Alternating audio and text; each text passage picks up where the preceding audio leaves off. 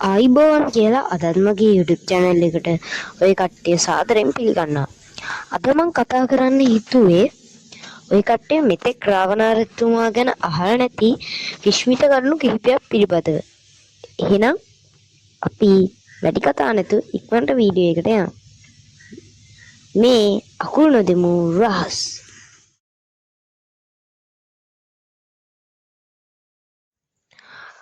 බොහෝ දෙනෙක් රාවණාරජු යුද වීරයෙකු ලෙස දුටුවත් ඔහු අතිදක්ෂ වෛද්‍යවරයෙක් සහ විද්‍යාඥයෙක් ලෙස සැලකේ. සතුන්ගෙන් ලබා ගන්නා තෙල් සහ ඖෂධ පිළිබඳව අර්ථ ප්‍රකාශය නම් වෛද්‍ය ග්‍රන්ථයේ ලියා ඇත. දරුවන්ගේ රෝග සහ ප්‍රසව වේදනා පිළිබඳව කුමාර ග්‍රන්ථයේ ලියවුණු කෘතියකි. රෝගියෙකුගේ නාඩි ඇල්ලීමෙන් පමණක් රෝග විනිශ්චය කිරීම හෙවත් නාඩි පරීක්ෂා කිරීමේ කලාව රාවණාරජු විසින් දියුණු කරන ලද්දක් බව විශ්වාස කෙරේ. රාවණාරජු කොපමණ දක්ෂ වෙදෙදුරෙකු වෙනවා නම් ඔහු උද්දීශ තන්ත්‍රයද රචනා කොට ඇත. උද්දීශ තන්ත්‍රය සඳහන් වන්නේ ශල්‍යකර්ම සහ මන්ත්‍ර විද්‍යාව මිශ්‍ර වූ වෛද්‍ය ක්‍රම පිළිබඳවය. රාවණාරජු විසින් සිරුරේ උෂ්ණත්වය පාලනය කිරීම සඳහා ඖෂධ මගින් ලෙඩ රෝග නිට්ටාවටම සුව කිරීමට රාවණා ප්‍රතිකාර ක්‍රම භාවිත කළ බව විශ්වාස කෙරේ. රාවණාරජුගේ කාලයේ තාක්ෂණික අතින් ඉතා දියුණු යුගයක් ලෙස සැලකේ. ඊට හේතු නම් එතුමාගේ ගුවන් තාක්ෂණය, ගෘහ නිර්මාණ ශිල්පය, භෞතික විද්‍යාව සහ ශබ්ද විද්‍යාවය. රාවණාරජතුමා ගුවන් තාක්ෂණය ගැන කතා කරන විට අපට අමතක කරන්න බැරි දේ තමයි දඩුමොනර කියන්නේ. ලෝක ප්‍රථම යානයද වන්නේ දඩුමොනර. මේ රාවණාරජුගේ නිර්මාණයක් බවත් ඒ සඳහා රසදිය සහ සූර්ය බලශක්තිය වැනි දියුණු ප්‍රභයන් භාවිත කළ බවත් ජනප්‍රවාදයේ එයි. ඒ වුණාට සමහරක් කතාවල සඳහන් වෙනවා. සමහරක් ජනප්‍රවාදවලත් මේක එනවා. මේ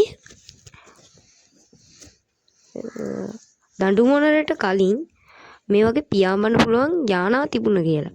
හැබැයි ඒවා යානාවලට වැඩිය වෙනස් හැඩයකට හදලා තිබුණ කියලා තමයි කියන්නේ. මුල්ම මානවයා, ඒ කියන්නේ රාවණාරජතුමාගේ පරම්පරාවේ මුල්ම අය මෙහෙට එද්දී ඒ වගේ යානාවලින් තමයි ආව කියලා කියන්නේ.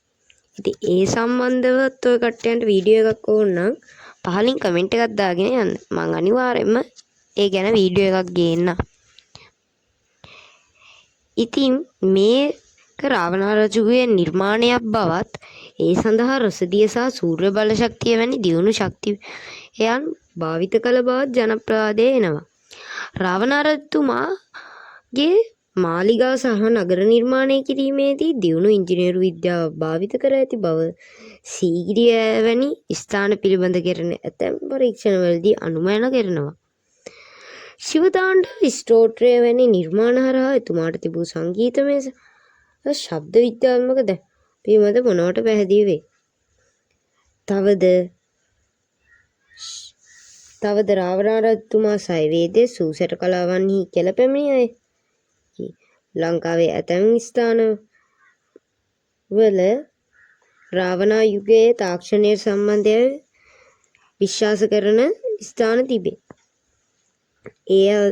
ඒ අයුරින් වාරිය පොළ, තොටුපොළ කන්ද, හෝටන් තැන්න ආශ්‍රිත ප්‍රදේශය විශේෂ ස්ථාන ලෙස අපිට ගන්න පුළුවන්.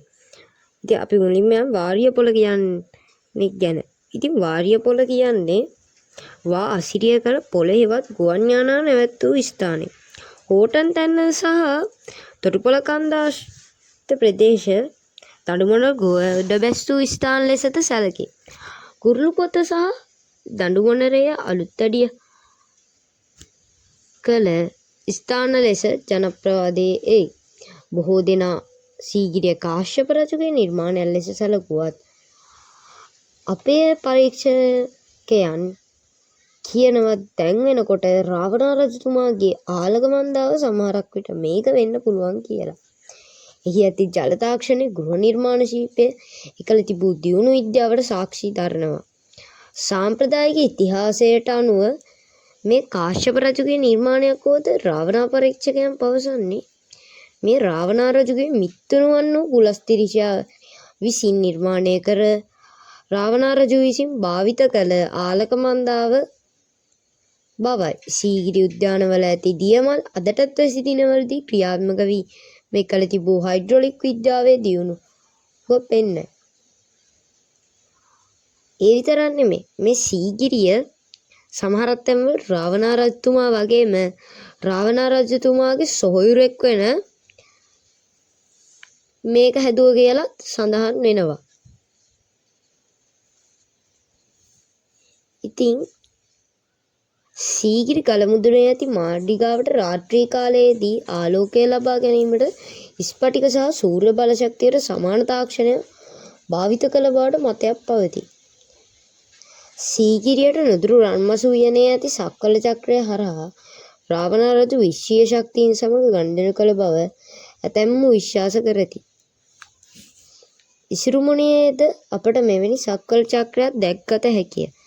රාවණාල්ලසර ගුහාව ස්ත්‍රී පුරුමග ආදී ස්ථාන සම්බන්ධ කරමින් නිවන් රහසිගත උමල් මාර්ග පද්ධතියක් පවතින බව කියවේ. ඉන්දියාවේ සහ ලංකාවේ ඇති පැරණි පුස්තකවල පොත්වලද රාවණා රජුගේ වෛද්‍ය විද්‍යාව සහ අපේ රටට ආවේනික නමුත් මේ වන විට ආභාවයට පත්ව ඇති අපේ රටට ආවේනික අපේම දෙයක් වෙච්ච අංගම්පොර සටන් කලාව ගැනද සඳහන් වේ. ඉතින් ඔය කට්ටිය හිතනවට වැඩිය අංගම්පොර කියන්නේ ගොඩක් දියුණු අපි හිතනවටත් වැඩිය පරණ සටන් කලාව. සාමාන්‍යයෙන් කියනවා මේක අවුරුදු 7500ක් විතර පරණයි කියලා. ඉතින් අංගම්පොර ගැන ඔය කට්ටියන් වීඩියෝ එකක් ඕන ඒක ගැන පාලින් කමෙන්ට් එකක් දාගෙන යන්න. විශේෂයෙන්ම රාවණා රජු අංගම්පොර සටන් කලාවේ ප්‍රවීණයෙක් කියලා අපිට සඳහන් වෙනවා සමහරක් ජනප්‍රවාදවල. ශරීරයේ නිල පිළිබඳව තිබූ විද්‍යාත්මක දැනුම මෙහිදී කැපී පෙනෙන ලක්ෂණයකි. රාවණා රජු යටතේ පැවති පාලන ක්‍රමයේද දසරාජ ධර්මයට සමාන වූ බවත් ඔහු විද්‍යාව පමණක් නොව දේශපාලන විද්‍යාව පිළිබඳ මනා දැනුමක් තිබූ රජෙකු හාසන්‍යයන් පවසයි. ඉතින් ඔය දසරාජ ධර්මයන්ගේ ආරම්භය වුණේ තුත් මේ රාවණා රජතුමාගේ පරම්පරාවම කෙනෙක් වෙච්ච මහා සම්මත මන් රජතුමාගෙන්. ඉතින් ඒ මහා සම්මත මන් රජතුමා ගැන මම වීඩියෝ එකක් දාලා තියෙනවා. කැමති අයට ඒක ගිහිල්ලා බලන්න පුළුවන්. රාවණා රජුට සම්බන්ධ ඓතිහාසික ස්ථාන අතරින් ඔසු පැලෑටි රාශියක් අදටත් දැක්කත හැකිය. රාවණා රජු සීතා දේවියට ප්‍රතිකාර කිරීම සඳහා මේ ප්‍රදේශයේ උසෝයන් පවත්වාගෙන ගිය බවට ජනප්‍රවාදයේ එයි. හනුමා විසින් උස්සන්ගොඩ ප්‍රදේශයේ ගිනි තැබුව බව කියවේ.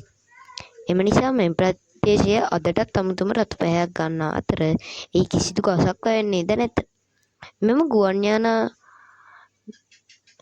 යානාමගින් සිදු වූ දෙයක් නිසා බවද සමහරක් පරීක්ෂකයන් මතක පළ කරයි. මම මීට පෙර සඳහන් කළ දස හිසෙන් පෙන්වන ශේෂ්ත්‍ර 10 කුමක්දයි කියා දැන් අපි සාකච්ඡා කරමු. ඒවා නම් වෙදකම, ගුවන් තාක්ෂණය, ජ්‍යොතිෂය, දේශපාලනය, සංගීතය, භාෂා ශාස්ත්‍රය, යුද විද්‍යාව, ගෘහ නිර්මාණ ශිල්පය, කෘෂිකර්මය හා ආධ්‍යාත්මික විද්‍යාවය. ලංකාවේ රෝමස්සල හා රිටිකල අදටත් දක්වන දුර්ලභ ඖෂධ පැලෑටි රාවණා රජුගේ ඔසුයන් ලෙස ජනප්‍රවාදයේ විශ්වාස කෙරේ. ශාකසාර පමණක් නොව ලෝහ සහ රසදී වන දෑ ඖෂධ ලෙස භාවිතා කිරීමේ රසවිදකම් පිළිබඳවද ඔහු හසර දැනුමක් ලබා සිටි කියවේ. ශ්‍රී ලංකාවේ වැව් පද්ධතියේ මුල් අඩිතාලම රාවණා යුගය දක්වා තිබෙන බවත් කෘෂිකාර්මික කටයුතු සඳහා ජල විද්‍යාව ඔහු මැනවින් භාවිත කළ බව සැලකේ. එසේම හේලි හෙවත් හෙළ භාෂාව ප්‍රචලිත කිරීමට ඔහු විශාල දායකත්වයක් ලබා දී ඇත. සීගිරිය වගේම රුහුණ මධ්‍යම කඳුකරයේ ඇතැම් ස්ථාන රාවණා රජුගේ ඉංජිනේරුමය හැකියාව නිදහපාන බව විශ්වාස කෙරේ. ජල කළමනාකරණය සහ ආරක්ෂක බලකොටු තැනීමේදී බහුසුවිශේෂී ක්‍රමවේද අනුගමනය කර ඇත. ඔහු දක්ෂ සංගීතඥයෙකු වූ අතර රාවණා වීණාව නැමැති වාද්‍ය භාණ්ඩය ඔහුගේ සොයා ගැනීමක් ලෙස සැලකේ. රාවණා රජුගේ අධිරාජ්‍ය හුදෙක් ලංකාවට පමණක් සීමා නොවූ අතර ඔහු සතුව තිබූ ගුවන් ගමන් සුකම් නිසා ලෝකයේ විවිධ ප්‍රදේශ සමග ගනුදෙනු කිරීමට ඔහුට හැකි විය. මේ එවකට පැවති දියුණු භූගෝලීය දැනුම පෙන්නුම් කරන්නකි.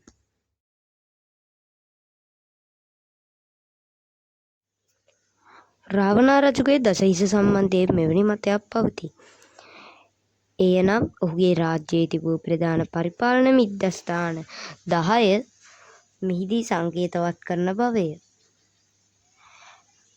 තවද දිශාවන් 10 වෙන ප්‍රධාන දිශා 4 අනු දිශා 4 සහ උඩ යට යන දිශාවන් දසග්‍රීව හෙවත් හිස් 10න් පෙන්නුම් කරනු ලබන බවය. රාවණා රජු දසවෙදකමේ ප්‍රවීණයෙක් වූ නිසා ඔහුට දසහිසක් තිබූ ලෙසද ජනප්‍රවාදයේ එයි. රාවණා රජුගේ දඬු මොණරය හෙවත් පුෂ්පක විමානය වර්තමාන ගුවන් යානාවලට වඩා දියුණු ලක්ෂණ සමන්විතයි. 1. මෙය පාලනය කරන්නේ පාලනය කරන්නාගේ සිතුවිලි මගිනි. 2. මේ ඕනෑම ප්‍රමාණයකට කුඩා හෝ විශාල කළ හැකි අතර ඉතා වේගයෙන් ගමන් කළ හැකි වූ බව කියවේ. 3. මෙයට හෙලිකොප්ටරයක් මෙන්ම කෙලින්ම ඉහළට ඇසිවීමේ හැකියාව තිබී ඇත. ඉතින් මේව තමයි ඒ ලක්ෂණ. වෛමානික ශාස්ත්‍රය වැනි ග්‍රන්ථවලට අනුව මෙයට ගුරුත්වාකර්ෂණය අභිබවා යාමේ තාක්ෂණයක් තිබූ බව කියවේ. සීගිරිය මුදුනේ විමාන රඳවා තැබූ බවටද මතයක් පවතී. නුවරඑළිය ප්‍රදේශයේ පිහිටි තොටුපොළ කන්ද ඉන් ප්‍රධාන ගුවන් තොටුපොළක් ලෙස සැලකේ.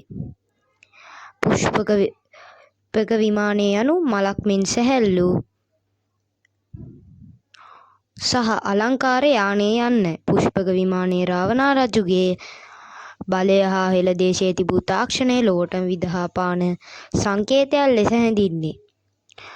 පුෂ්පක විමානය මුලින්ම හිමි වූයේ රාවණා රජුගේ සහෝදර වූ කුවේරටය. පසුව රාවණා රජු මෙය කුවේරගෙන් ලබාගත් බව ඉන්දියානු මූලාශ්‍රවල සඳහන් වේ. හොඳයි. අපි ඊළඟට දසවෙදකම කියන්නේ මොනවද කියලා දැනගමු. ඒව නම් හිස සම්බන්ධ රෝග, ඇස කන් සම්බන්ධ රෝග, කන් සම්බන්ධ රෝග, නාසයට ඇතිවන රෝග, කට සහ දත්වලට ඇතිවන රෝග, ගෙලට ඇතිවන රෝග, පපුවේ ඇති රෝග, බඩමගින් ඇති කරන රෝග, ළමා රෝග හා කාන්තා රෝගය. රාවණා ලංකාව පුරා විවිධ ස්ථානවල දුර්ලභ පැලෑටි වගා කළ බව ඉතිහාසයේ සඳහන් වෙන්නේ.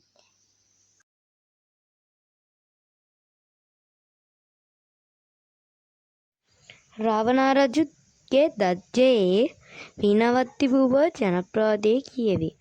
පුරාණ ලිපි ලේඛනවලට අනුව රාවණා රජු සංගීතය හුදෙක් වෙනස්ද සඳහා පමණක් නොව මනස සංසුන් කර ගැනීම සඳහා ආධ්‍යාත්ම ශක්තිය ලබා ගැනීමට යොදාගෙන ඇත. ඔහු සංගීතය තම රාජ්‍ය පාලන කටයුතුවලදීද භාවිත කර ඇත. මේ සම්බන්ධව අපිට ජනශ්‍රුති අතර රාමායනය වැනි වීර කාව්‍යයන්හිද දැකගත හැක. රාවණා රජුගේ විසින් ලබාගත් දැන්ම අතර ජ්‍යොතිෂය, තාරකා විද්‍යාව සහ ගණිතය පිළිබඳ විශේෂඥයෙකු වූ ප්‍රතිවීරයෙකි. රාවණා රජුට එල්ලන්ගොඩ වැනි ස්ථානවල අදටත් සංචාරක ආකර්ෂණය දිනාගෙන තිබෙන්නේ නිකම්ම නිකම් මිත්‍යාවක් නිසා විය නොහැකිද? රාවණා හස්ත වීණාව පැරණි ඉන්දියානු සංගීතය තුළ ඉතා ඉහළින් අගය කළ වාද්‍ය භාණ්ඩයක් වීම රාවණා රජු ජීවත් වූ බවට කදිම සාක්ෂියක් දරයි. ජනප්‍රවාදවලට අනුව රාවණා රජු මෙවැනි තවත් වාද්‍ය භාණ්ඩ නිර්මාණය කර ඇත. රාවණා හස්තයේ ඇති ගැඹුරු සහ සංවේදී බව ඔහුට රාවණ හෙවත් යක්ෂ ഘോഷ කරන්නා යන හෝ ශබ්ද කරන්නා යන නාමය ලැබී ඇත.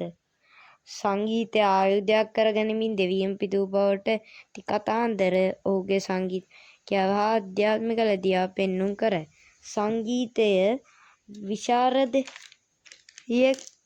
සහ ඉතිහාසඥයන්ට අනුව උතුරු ඉන්දීය සංගීතයේ මූලාරම්භයට හේතු වී ඇත්තේ රාවණ රජු බව පැවසේ. ඔහුට සංගීතයේ ස්වර සහ රාග පිළිබඳව දැනුමක් තිබූ බව, ඇතැම් රාග නිර්මාණය කළ බවත් කියවේ. ඔහුට උතුරු ඉන්දියානු සංගීතයේ ස්වර 7 පිළිබඳව ලොකු දැනුමක් තිබිලා තියෙනවා කියලා ජනප්‍රවාදයේතුත් එනවා. සමහරක් ජනප්‍රවාදවලට අනුව යුද්ධවලදී සහ පාලන කටයුතුවලදී සිසුන් කර ගැනීම පිණිස රාවණ රජු සංගීතය භාවිත කළ බව කියවේ. මෙය ඔහු පාලකයෝ ලෙස පමණක් නොව කලාකාමී හා සංවේදී බව ඔප්පු කරන සාධකයකි. රාවණ රජු වාදනයට මෙන්ම ගායනයටද ඉතා දක්ෂ වූ අතර ඔහුගේ කටහඬ ඉතා ගාම්භීර සහ ප්‍රබල වූ බව ජනප්‍රවාදයේ සඳහන්වේ. රාවණ වීණාව සාදා තිබුණේ පොල් කට්ටක්, උණ බම්බුවක් සහ සත්තසම් භාවිත කොටය. මේ වයලීනයේ මූලාරම්භය වේ. රාවණ රජු වේද 4 වඩාත් දක්ෂ වූයේ සාමවේදයටය. ඔහු සාමවේදය ගායනා කරන විට එයට දෙවියන් පවා සමා දුන් බව ජනප්‍රවාදයේ එයි. මේ සියල්ලෙන්ම පිළිබිඹු වන්නේ ඔහු යුද්ධ ශිල්පයට මෙන්ම ලලිත කලාවන්ට එකසේ දක්ෂ වූ බවයි. මේ නිසා ඔහු සකල කලා වල්ලභයෙකු ලෙස හැඳින්වේ. සමහරක් පුරාවෘත්ත අනුව කියවෙන්නේ රාවණ හත්තට යොදාගත්තේ එළුහමක් බවයි. වර්තමානයේ පවා ඉන්දියාවේ රාජස්ථාන් වැනි ප්‍රදේශවල ජන සංගීතය සඳහා මෙය භාවිතා වේ. රාවණ රජු ලියූ ශිවස්තෝත්‍රය ඉතා වේගවත් රිද්මයකින් යුක්ත සංස්කෘත භාෂාවෙන් ලියුණු ගීතිකා රත්නයකි. මින් පිළිබිඹු වන්නේ ඔහුට තිබූ සංගීතමය ඥානය සහ භාෂා පටුත්වයයි. බොහෝ පැරණි සිතුවම් සහ මූර්තිවල රාවණ රජු පෙනී සිටින්නේ වීණාවක් අතැතිවයි. සාමවේදය යනු ගායනා කළ හැකි වේද මන්ත්‍ර සම්මුතියකි. ඔහු එම මන්ත්‍ර රාග තාලයන්ට අනුකූලව ගායනා කිරීමට දක්ෂයෙකු වූ බව පැවසේ. රාවණ භෛරව රාගය සාදා ඇත්තේ රාවණ රජු බව ඉන්දීය ශාස්ත්‍රීය සංගීත ඉතිහාසයේ ඇතැම් තැන්වල සඳහන් වේ. තවද ඔහු අලුයම් කාලයේ ගායනා කරන රාගයන් පිළිබඳව විශේෂ ප්‍රවීණත්වයක් දැක්වූ බව කියවේ. රාවණ රජු කායික සුවය සඳහාද සංගීතය යොදාගෙන ඇත. ඇතැම් හෙළ වෙදකම් වල සඳහන් වන පරිදි සිරුරේ ශක්ති මධ්‍යස්ථාන උත්තේජනය කිරීමට විශේෂිත නාද රටා ඔහු භාවිතා කර ඇත. ඔහු අංගම් සටන් කලාව පුහුණු කිරීමේදී පවා රිද්මානුකූල බෙර වාදනයන් භාවිතා කළ බව ජනප්‍රවාදයේ රාවණ රජු සොබා දහමේ හඬවල් සංගීතයට මුතු කිරීමට උත්සාහ කළ අයෙකි. ඔහු නාද බ්‍රහ්ම සංකල්පය පිළිබඳව විශ්වාස කළ අතර විශ්වයේ පවතින මූලික ශබ්දය සංගීතය හරහා ග්‍රහණය කර ගැනීමට ඔහු සමත් වූ බව පැවසේ. රාවණ රජු විසින් සංගීතය පිළිබඳව ග්‍රන්ථ කිහිපයක් රචනා කළ බවද මතයක් පවතී.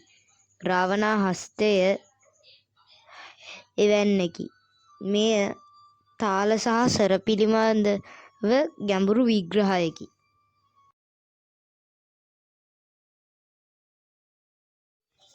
මා මීට පෙර සඳහන් කළ සීගිරිය රාවණහැරල හා ස්ත්‍රීපුර යා කරමින් ඉවී ඇති උමං මාර්ගය භාවිතා කර ඇත්තේ යුද සමයේදී ආරක්ෂාව සඳහාත් රහසිගත ගමන් මාර්ග සඳහාත්ය. මේවා නිර්මාණය කර තිබීම එකල පැවති ඉංජිනේරු ශිල්පයේ දියුණුව පෙන්වයි.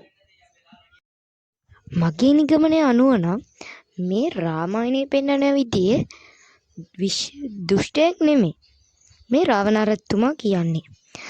මම ඊට කලින් වීඩියෝ එකක් සඳහන් කළානේ රාවණ රජතුමාගේ දියණිය සීතා දේවිය කියලා.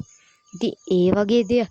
හැබැයි රාමායනයේදී දුෂ්ටයෙක් විදියට පෙන්වන්නේ නැහැ. මොහු අසමසම බුද්ධියක් සහ දැනුමක් තියෙන පාලකයෙක් විදියට පෙන්වන්නේ. එහෙනම් අදට යනවා ජීවිතේට අර්ථයක් දෙන ගම. ඔය කට්ටියත් තමන්ගේ දේ ගැන දැනගන්න කැමති නම් අපේ YouTube channel එකට subscribe කරලා අපිට පුංචි support එකක් දෙන්න. ඉතින් මේක තමයි මගේ මේ YouTube channel එකේ අරමුණ ලංකාවේ ඉතිහාසය හොයාගෙන යන එක. ඔය කට්ටියත් ඒකට උදව් වෙයි කියලා මං හිතනවා. එහෙනම් අදට යනවා ජය